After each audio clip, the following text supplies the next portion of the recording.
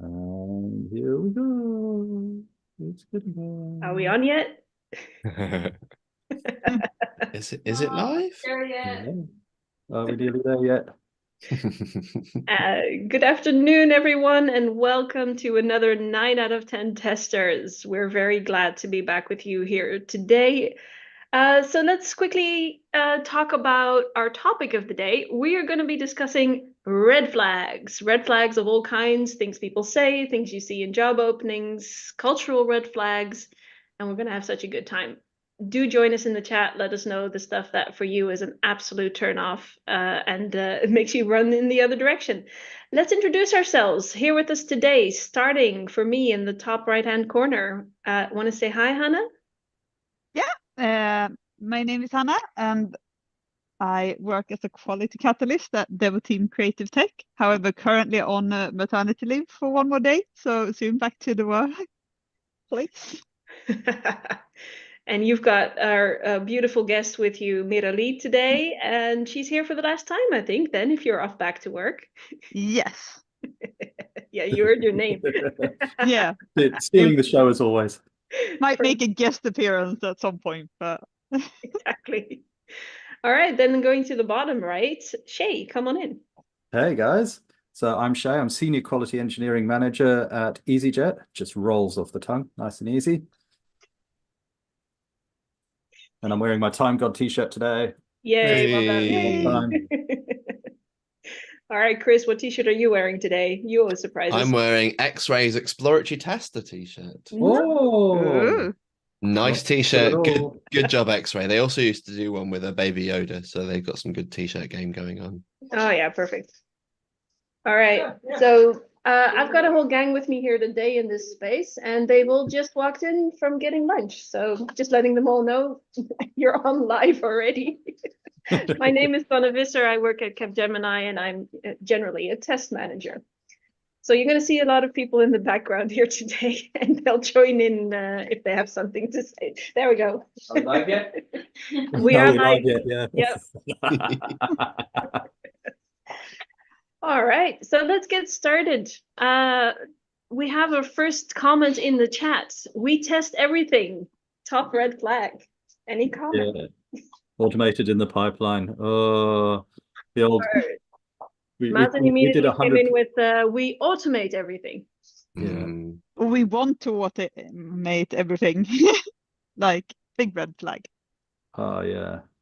Yeah, it's just oh man, all the sort of like we tested everything, you know. And you own the quality, and you are the gatekeeper of quality. Now you're killing me. You're getting in there early there with some of the proper niggles, aren't you? Just sort of throw them in there. Throw them in there, toss them in. Yeah, the gatekeeper of quality. Oh my god. Our good friend Patrick Prill used to have, quality owner as his job title. Quality owner? Really? Yeah. Owning quality, my friends. We're getting some really good ones in the chat. Yeah, what do we got? All right. Well, which one did you notice, Hanna? I mean, the one Sanne wrote with we all know why we're here. Well, I mean, the thing with the town halls also, let's just say when a town hall has been scheduled and everyone's been set up for it, and then it's rescheduled with no context. And then it's rescheduled again with no context. And they're trying to, everyone must be here for this meeting. It's very, very important. Big stuff. 5 minutes before, rescheduled, no context. Yeah. But your company cares about you, obviously. You have a lot of anxiety around not knowing what meetings are about anyway, Chris. So I think that's one of your favorite red flags. No context. Yeah. Yeah. No context given. Do you have 5 minutes? Yeah, got a minute. Quick chat. Quick chat. What does that do? Yeah, I can do it in half an hour once I've put my CV back online. It's that kind of thing, isn't it? Yeah. All right. So how Oh. about let's create value for our shareholders.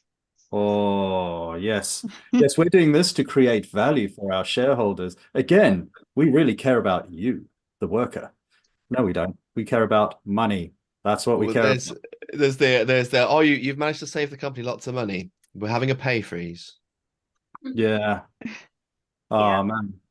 Yeah, that's I fell foul of that a long time ago. It's one of these sort of like the company I was with at the time had made its before tax profits more than it had ever made in its life. It upped it by like 25% that year.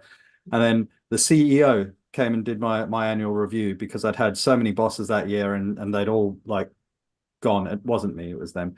And then he sat me down and went, yeah, it's been a tough year. And You didn't.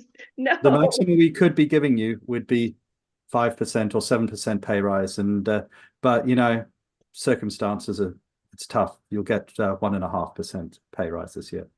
I'm sorry, what? You just told the city, you told your shareholders, you told everybody that you have made more money than you ever have in your life. You drive a very nice car, wear a very nice suit, and you have come in here with your head on your side and your sympathy eyes going, I'm sorry, we can't afford to give you much of a pay rise this year.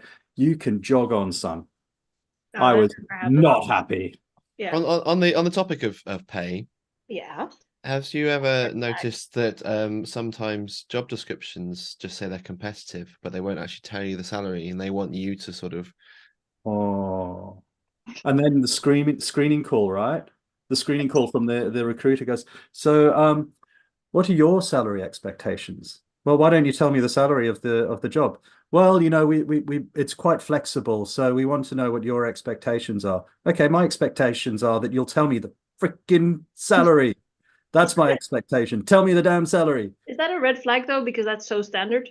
Like almost all jobs don't mention the range or put anything in that section or area. It's like, is that really a red flag? Would that mean you don't apply if that's immediately not there? It's a zombie red flag, I think. I mean, it doesn't make me run away, but it does make me sort of go, yeah, I need to know what the salary is. Because also, like, job searching, it's quite a lot of energy, isn't it? It takes a lot out of you. So if you're sort of like curating your CV for that job, maybe writing writing a cover letter and everything like that is tailored to that job, and then it's like 20 grand below what your expectation is. Let's have a story about the salary range not being given. Story time. Like Rutger's looking at Sofina like, what are you talking about? Because then you do like an assessment and it was a whole day long, and then at the end. Oh, that's another thing. Like a really long job process. You were in for a full day? Yeah. Assessment rounds, and every hour somebody new would come in every hour. No, you were being dropped off if you didn't have the highest scores or the 3 highest scores, and then every hour they were dropping candidates off. Yeah. Oh no. Wow. Oh my God. And after the complete day, we sat with the CEO and he gave me like a price range, and it was horrible. It was less than. It wasn't competitive. No, not at all. And you had to pay for your complete own learning and development track for 2 years. Wow. So you made it through every hurdle, only to at the end find out you weren't gonna ever meet and salary. never spoke of anything of that towards beforehand. Oh. So you're basically in The Apprentice, and every hour you somebody drops out, and then at the end, instead of actually having a decent salary compared with what you're probably on at the moment, you get offered bugger all. That really sucks. I've had a whole day one before. At least I didn't get dropped off, but it did come at the end of the day where the test manager gave me how would you test this? And I went, I'm sorry, you're asking somebody who's been in the industry 10 to 15 years. I subscribe to the Ministry of Testing. I've done rapid software testing, and you're asking me this in an interview for a test lead role? Are you nuts? And she's like, okay, maybe we'll skip to the next question then. I think I've been there the whole freaking day and you're asking me this damn question. like having that many steps or having a full day and then not meeting at the end is awful. But I think, Chris, you had a similar experience, but it took, how many weeks were you in that job process? So it was months, 13, wasn't it? 13 stages. 13 stages. And it was over a good couple months. Yeah, of my life. With interviews, with a bunch one-to-one one-to-one, interviews, a written interview, 13 steps, other bits and bobs, and then nothing in the end. It No, was I think, wasn't it in the end? I think he told me at the time that in the end, the reason they decided not to go forward was something that was checked in like step 3. step 1. Step 1. So in the application initial questions, it was covered in that. I did so. It's like, well, you've wasted everyone's time here. But like, yeah, what made you go through all 13 steps? Like, when you found out there were 13, why didn't you just nope out at step 2? Because you didn't know it was 13 Oh, you steps. didn't know. No, you got told what the next couple might be. But it sounded like a good opportunity. I liked meeting people and finding out more about the role. I liked it, so because it was one-on-one chats rather than panels. And a lot of the earlier work meant that you didn't have to reinvent the wheel, recycle all the stuff. So I didn't like how long the process took, but I could see that maybe this is a way of doing things. Too long, but but at least I was told then and there in the final stage that we weren't going to go any further. I've had on a few occasions final stage interviews, maybe with presentations or to various people, and then nothing. So technically I'm still up for a few roles because I was never told I didn't get them. Ghosting, serious ghosting, where you're like, the number one, we'll be in touch all the time, we pride ourselves in this sort of experience of flowing through, and then yeah. And Hanna, I think you spotted a red flag recently in a job opening. What was that quote again? You shared it with us. Yeah, I mean, I read this like in the about you section. It said, handle stress, be resilient, work under pressure, take commitments, and maintain deadlines. I'm like, that's just a major red flag. It's not like one red flag, it's a bunch of them. But why? What does that read to you if that's what they're looking for in a candidate?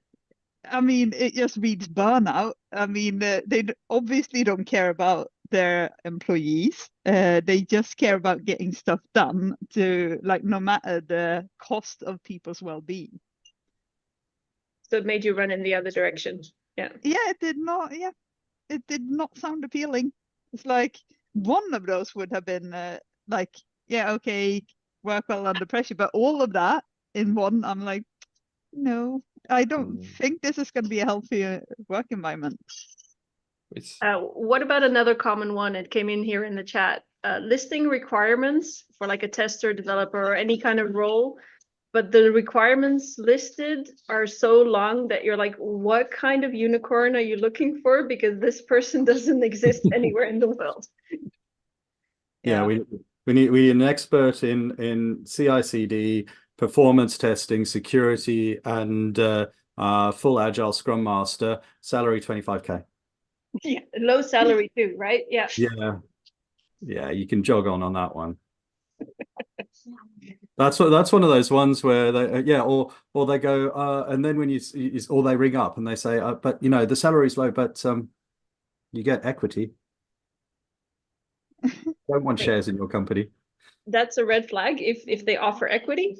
Oh yeah, for me, because it's one of those ones, they're lowballing you, so they don't really you're going to get beasted. So in a startup, right? If you're in a startup, you're probably going to be beasted. So I reckon they should be paying you what you're worth first and foremost. And equity shouldn't be that'll make your salary up to the right level. It's pay me what I'm worth, and then if we've done well, let's do equity. Or pay me what I'm worth and give me equity, but don't sort of lowball me and then go and you get equity. So when we eventually make a profit and you haven't burnt out and you've stuck it out for so long, and you know you've lost all your friends and family, they don't even know what you look like anymore because all you've been doing is in the office, then we'll put our head on our side and go, instead of 10% equity, we're only going to give you 1% equity.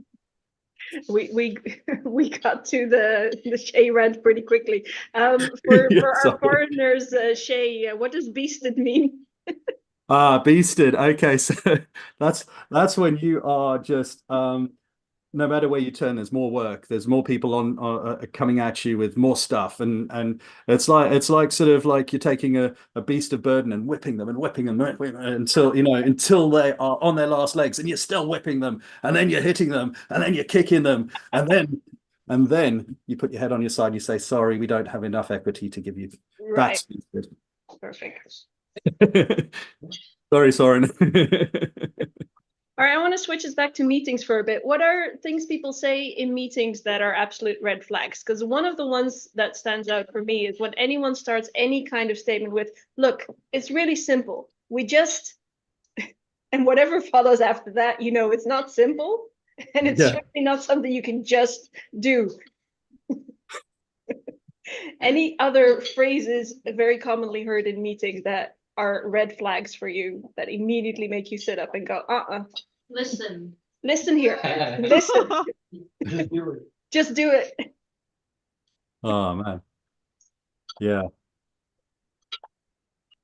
Oh, come on, Shey. How can you be stumped for this one? No, there's too many. My head's. I'm actually sort of like, there's the ones where it's like, oh, thank you for joining us. Well, we don't actually need testing at the moment. Sharon from the chat, we'll take this offline. Yeah. That one's particularly disgusting. I mean, there is ones when taking things offline is required. Let's face it, when you're in a group meeting and two people are just going back and forth and you're there going. Yeah, but that's when you say, could you two take this offline? I think that's a different state. Back off. Or how about this? I think this is a really useful session. I think we've learned a lot today. I need to go now. Yeah. All right, that's more of a behavior. But what other kind of statements? Like, there's another one that's suggested here by Philippa. Wow, you won't need to test that. It's not. Yeah, I know. Deborah also said something like that earlier on today. It's like, we've got this project. It's short term. Yeah, don't worry about testing it. Yeah. In fact, QA or QE as we call it in EasyJet, you really didn't need to be in this meeting today. It's about a project that has a release that has something to do with the company. You don't think something's going to go wrong? I think another is just people inviting everyone to every single meeting, even though they don't need to be there. Yeah, that's a big one. Yeah, if you're invited to a meeting with more than 5 people, it's generally not going to be a good meeting. Especially if Dave's in the meeting, and Dave's the kind of guy who sits there the whole meeting and he doesn't pay attention to anything. And then just as everybody goes, all right, yeah, okay, so thank you very much. We're going to close off now. And Dave goes, just one thing. About half an hour ago, you mentioned that bit about, and then that's it. That's me going, I'm going to kill Dave, because Dave is now, because he hasn't listened, he's going to ask for the whole part of that meeting to be reiterated, repeated. And then he's going to make some stupid comment, possibly about how he disagrees with it, when everybody else in the room was agreed with. And the meeting organizer went, does everybody agree with this? Yes, motion carried. Let's go ahead in this direction. And Dave goes, sorry, I disagree. Right at the end. Dave's an arsehole. In general, the whole person is a red flag for me when at the end of a meeting that has also run over, are there any more questions? And then that one person goes, well, yes. Can I ask you one more question? Like, I literally want to shoot that person every time that happens. It's not always just in meetings, though. If you've ever been to a conference where there's a follow-on question and a follow-on question, it's a conversation between one person in the audience and the person on the stage, and it's like, yeah. Ooh. Yeah. What was that? How often do you want to kill me? How often do you want to kill me? I love it. Yes. So, but then why do you ask the question if there are questions if you don't want to have questions? Yes. Exactly. So why ask that to end the meeting. Just say we're over time. We're ending it here. No, you give them their time back. No, but you're Oh over. God! Where is it? Where's the time? Oh, I can't. Yeah, there it is. All right. What about things like Time that gone. are said like in mandatory meetings? Oh, and mandatory meetings. So then we're back to sort of the town halls, the briefings, you know, the quarterly updates. What are some of those red flags there? Because We're like a family. we're like a family just popped up. We're a family here. It's good. Well, mandatory meetings and then mandatory back to the office. Let's talk about why collaboration is important, friends. But you're all going to come. You're going to have to fight over like booking your desk at your office. The collaboration spaces are full of people, but it's very important to come back into the office to collaborate. Yeah. Are there, you're having more of these, I think, come back into the office meetings. Are there some phrases that are popping up more? Something like this collaboration, but also other sort of buzzwords that are showing up in these briefings, like you have to be in the office because they don't seem to be basing it on anything. Well, the other companies doing it. The word collaboration is kind of getting a bit like they think co-location equals collaboration. I like collaborating in person very much, but also I've been in offices where everyone was mandated to be co-located and they all had their headphones on because they were joining Zoom calls with people who weren't there and sitting right beside each other on a Zoom call. Well, yeah, exactly. Because actually also if you're joining a call where there's an office full of people and tech setup is terrible, the audio is bad, and there's groups of conversations in the meeting room, and you're joining hybrid. That's even worse. Yeah, we talked about that on another one. Let's just move past that one. It's bad. Let's improve. Yeah, or you've dialed in, and everybody's just talking to each other. That's the other one we've also covered, but is also a pet hate. And another really big red flag for like teams working badly together is when you're having one of these big meetings, and then right, so who's picking up this action point, and then it's deathly silent. No one speaks. No one talks because nobody wants to receive the action points. But then, what's the value of a meeting if there are actions that nobody wants to take on? If you're not really asking, but you're assigning, don't ask, and it's just such a big red flag for a team that's really dysfunctional. Well, there we go. It's micromanagement is a red flag, people, though, and that sometimes leads into that. Let's face it, a lot of these times, micromanagement is my big red flag of the year. Yeah, micromanagement, but no management as well. So, and I've been guilty of this in the past. Is that whole sort of like you take actions, or everybody's got assigned actions, but you as the leader, you don't follow up and help people to complete those actions by the next meeting or by the time. All you're doing is a longer list. Family, we don't need to chase people down. You should be happy to help your family. Yeah. We need you to be managed. You don't need to be chased up because we're all people who do our work 100% of the time here. That's the other red flag is 100% allocation of time on a project. It's like, so you fill out a timesheet and they expect you to fill out your whole 8 hours and account for all of your 8 hours on all of the project or all of the projects, and you're like, you do realize that I don't sit at my desk 100% of the day, right? You don't? No. You should. I go to the toilet every now and then. Per task, per ticket. How come you're not logging? Shey, come on. Yeah, but I mean, when you start managing time like that as well, I mean that's to me is a huge red flag. I used to be in a project where I had to report. It was like 20 different tasks, at least I could report to, and they wanted it like by half an hour each like task. So just like remembering, I had to take notes, and then by the end of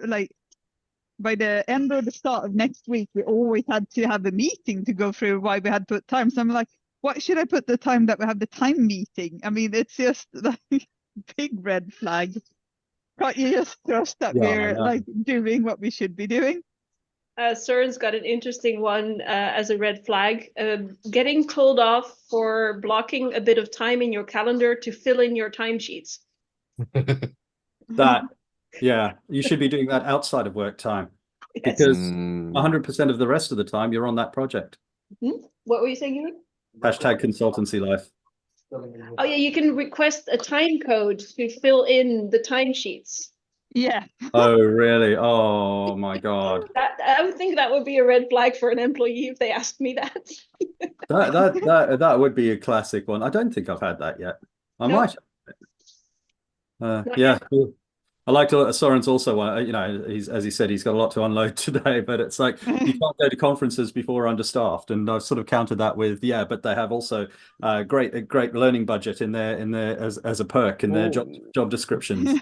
Places with job descriptions where they want people who are active in the community, you know, going to these things. They're self-learners, and then you say, "Great, I'll come in, and then I want to go and join this event." Oh no, Yeah, on your own time, my friend. Yes, on your own time. Yeah, you can go to that as long as you take that out of your holiday. Oh, really? Yeah. No, fair enough. Then I won't go recruiting for you. It kills me that a lot of organizations don't get that, you know, people going to conferences is actually a recruitment drive. You know, the HR department, or anti-personnel as I like to call them, should really sort of be pushing people into conferences and going, why aren't you going to conferences? You know, this department, how many conferences did you go to last year? One. Why only one? We want you to go to 10 because we've got all of these people that we want to recruit, and your guys, your people, your folks go out there and they show how good the company is, and they're happier, and they come back with better ideas and innovations. All right, hang on, Shey. We got a comment here. But the other way around, if you send out an invite within your entire division saying, "Here are free tickets for this conference. Who wants to go?" Zero response. Silent. Tumbleweed. Yeah. That is the counterculture, isn't it? That's that whole sort of like, and then you go, guys, I'm going. I'll bring you along. You know, or you go, hey, look, who wants to speak at something like this? Because they go, oh yeah, I wish I could do that. Okay, I'll mentor you. Or here's some stuff that I've read that's helped me. And they're like, oh, thanks. Bye.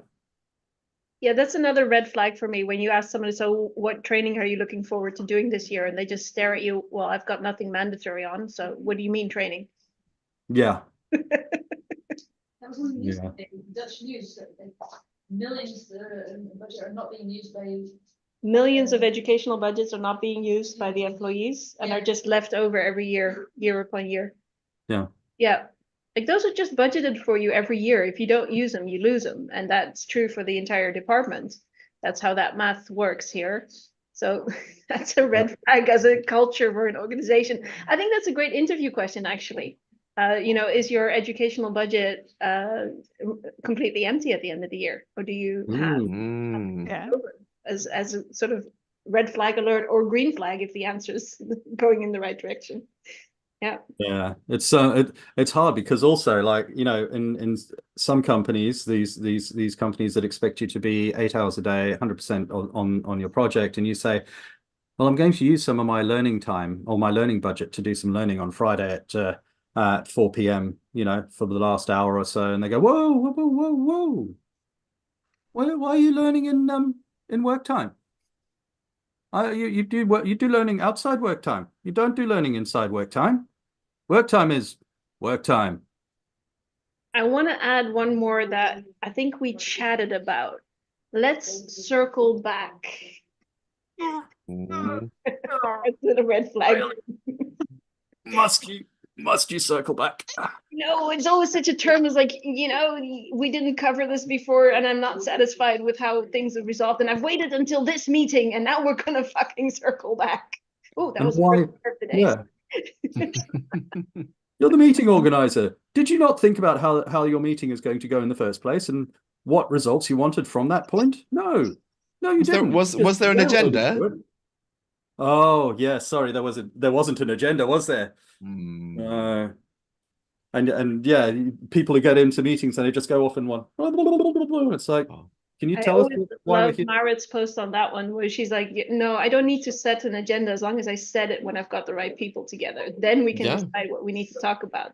She's always got a pretty good point. I think there's plenty of teams that can live without a preset agenda. This is the same with, you don't always need to have a retrospective meeting, because teams can be retrospective whilst they're working. Same with refinements and stuff. Sometimes it does, sometimes it doesn't. It depends on context. It's always another red flag if you ask people, so why are you having the daily sync? And they're like, well, because Agile tells us to. That's such a red flag for me. It's like, you're not understanding what that thing is for. Because we- Agile, No, the Agile, answer, don't the tell answer you is that. because we're agile. You've got it wrong, Sanne. It's not because we're agile. Because we're agile. Yeah, it's even more interesting when they say it's because we're Scrum instead of because Yeah, that's it. It's we are Scrum. we are Scrum. And then but that's when you're into your second hour of the daily of that day's stand up. Yeah. Oh. Well, so that leads into something interesting though, because the stand up, if we wait for that meeting to find out stuff, there's a problem there. But one of the good red flags, no, one of the red flags we have is a comments. good red flag is a green flag. Chris. Have you written comments? Have you been documenting what you've been doing? You know, like a Jira ticket that has nothing in it, and then it's into done. A code commit that has nothing in it.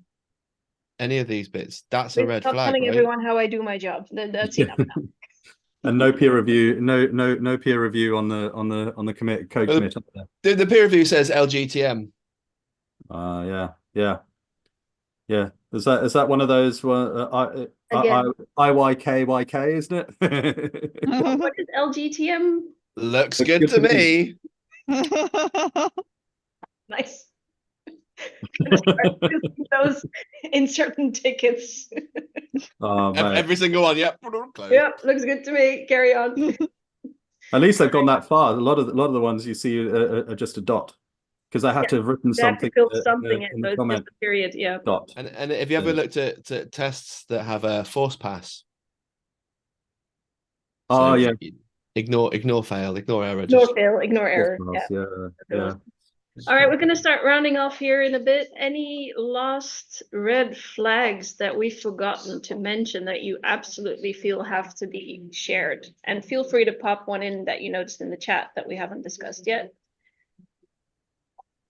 See, I like one that Soren said, I mean this goes back to my days in the computer games industry. Developers thinking that all QE want to advance to be a developer. It's like, you want my job, don't you? No, I'm happy here, mate. Yes, you do. Everybody wants my job because I'm a developer, so I'm going to hide all the code and everything like that. And anytime you come and talk to me, I'm not going to talk to you. I'm not going to give you any details because you want my job. I'm not going to show you any of the code because you want my job. No, I don't, mate. All I want to do is get this out the door, and hopefully then you can go out the door and you can get out of my face. The red flag. That's another good cultural one.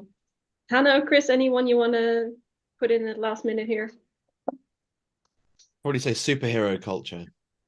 What do you mean? So that's where there's someone that can fly in to save the day, and someone that goes above and beyond all of the time. Someone that tells you about it, takes great pride in their work. They're not actually helping anybody. They're just coming in there and they're being empowered and enabled by certain decision makers to do those things. Maybe they're doing what we should all be doing, like sending their reports on Sunday evening, and they're doing all these other things, and they can cut through the bullshit to get all the job done, even though the rest of us are bound by these things. But they're sort of above all the other rules. They don't share, they don't collaborate, they don't tell you what they're doing, but they save the day because they're the trusted person. Yeah, they like having that role too. That's a big red flag. There's that that thing that went around for a while, the 10x seeking out the 10x developer or the 10x developer. If that's in the job spec, it's a red flag to me. But it's also like I'd be like a bull going towards that red flag. It's like, right, let's go and have a chat. Yeah.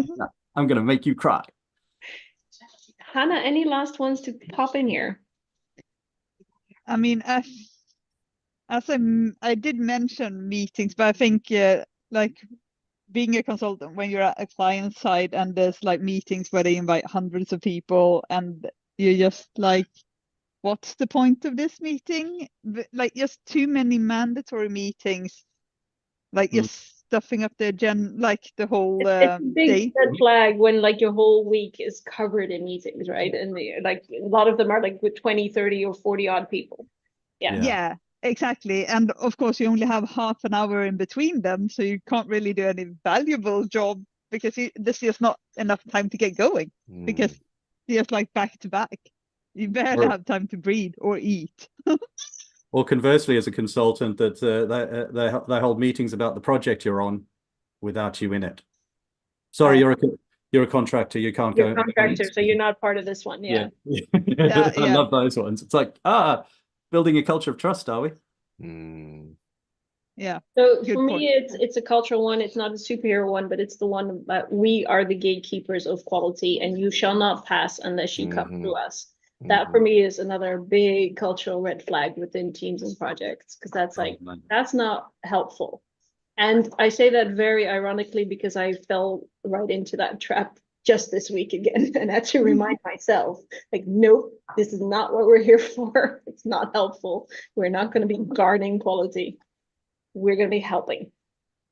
Yeah, it's always difficult when you go onto a project and the PM expects you to be the gatekeeper, and you've got to educate them that no, we're all responsible for this release. It's not just me. I mean, you know, I think Deborah mentioned earlier on that how did you let that bug get into production? I'm sorry. I have to say the best reply to that I've ever heard is and I've used this. I promise you, I've actually used this in the thing is because the developers had hid it too well for me to find. I have used that at a PM, which is equally ridiculous. Nice. Yeah, it's like. All right, we're going to round off here. Where can people find you, Hanna? Yeah, you can find me on LinkedIn mainly. Just search for my name. Quick and easy. Well done. Shey, where can they find you? Well, I'm less and less on the socials nowadays, but I've got a Blue Sky account. I'm on Instagram as at Shey Mouse, but mostly I'm on LinkedIn nowadays. There's some good content out there. Simon Pryor has sort of rejigged his blog, Chris Chant, and Tech Sanitized as well. So you know, I find myself increasingly sort of using that as a place to sort of keep in touch with people. Thanks for the shout out. Chris, where can we find you?